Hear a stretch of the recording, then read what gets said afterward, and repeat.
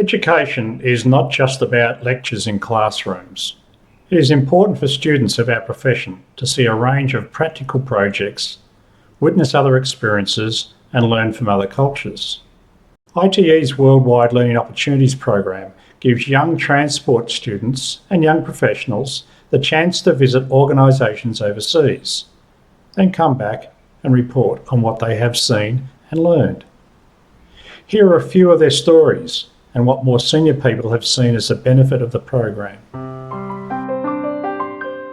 Well, ITE wants to support the young professionals in transport planning. So this program offers transport planners, especially emerging transport planners, with the opportunity to learn more about, the career path that they've selected. There's that critical aspect which I always encourage the students to try and develop, which was a degree of street smarts.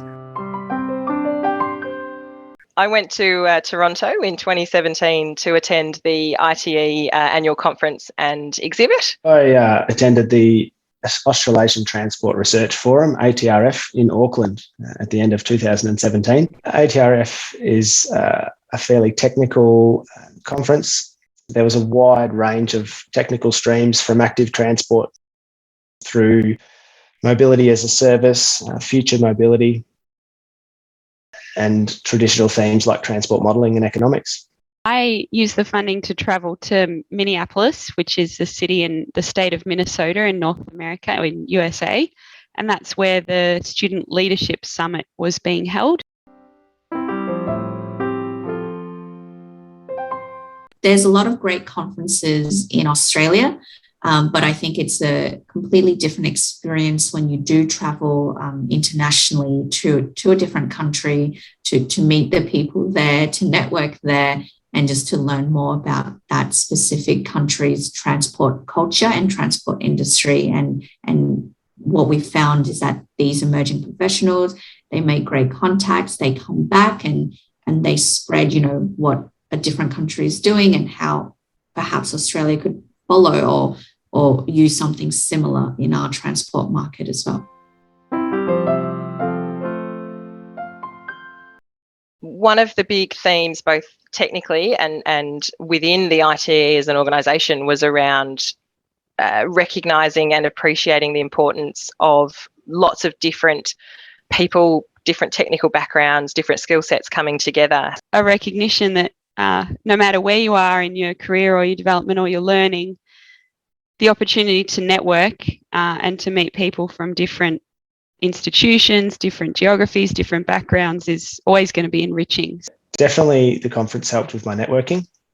I had the chance to speak to many professionals and academics from across the world for as little as 5 minutes at morning tea or for as long as an hour at dinner.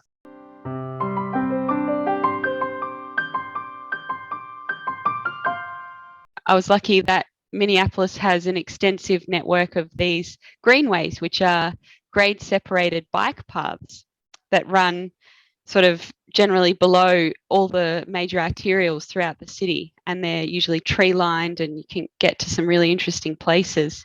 They really fascinated me because when we think about cycle network planning, one of the critical elements is that you can go places, they're connected to where people want to go.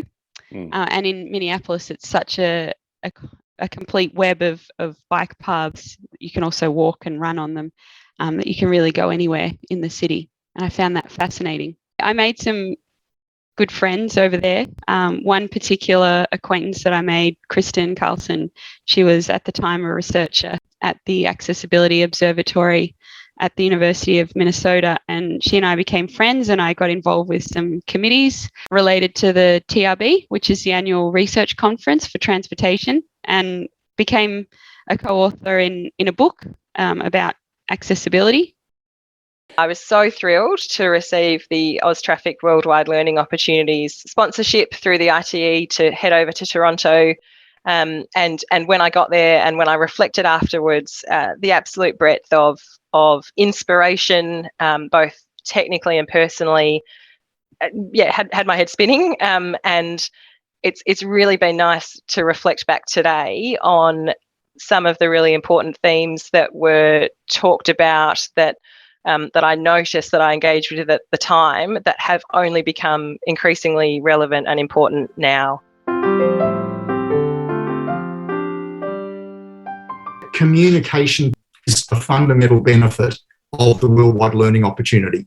I use an analogy that I happened to use in a presentation I made at a meeting earlier today, which was about getting out of the comfy chair. In the days when we could travel overseas, an experience that many of us had was going to a different country and coming home and noticing a couple of things. We appreciated things about home that previously we'd taken for granted, that we don't take for granted anymore. And secondly, we saw things overseas, and in a personal travel context, it could be the way that something's done, it could be the style of food that we've had or the nature of interactions. And we asked the question, why can't we do that more here, or why can't we cook that at home? What I saw from the experiences of students that have been on the worldwide learning opportunity is all of that. They come back, and from a professional sense, they say, oh, gee, I really value the way we do that in Australia now. I hadn't necessarily thought of that before because this was my world model. This was the way I thought everything operated. They see the way things are done differently. Some of those things they might think are a really good idea. Other things they might necessarily see as something that we need to adopt here. And unquestionably, there's that benefit that comes from interacting in a professional sense with people who are operating professionally in another context, another geographic context, another jurisdictional context, where the nature of some of the constraints are different. And the students that I'm aware of that have been on the programs, that's been an important part of their development, to be able to hold that professional conversation in a supportive environment in another geographic context.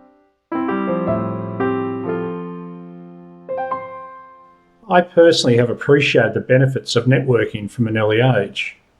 Having commenced as a cadet engineer, working by day and studying in the evening with generally colleagues much older.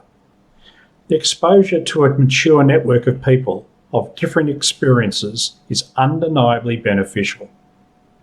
It is with a great sense of appreciation of my own life experiences that I keenly support aiding the next generation with opportunity.